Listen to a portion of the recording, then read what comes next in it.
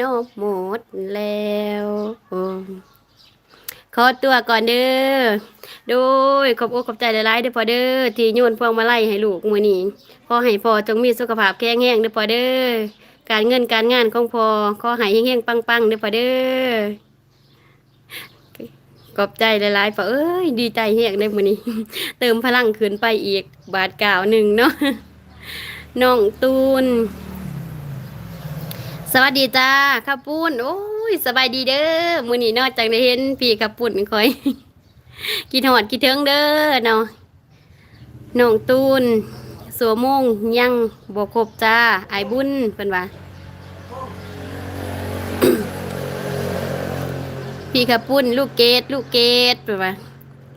สวัสดีครับน้องหนูนาสบายดีเด้อพี่สุริยันสบายดีพี่อ้อมจ้าไอายบุญสบายดีจากข้าวปุ้นเด้อ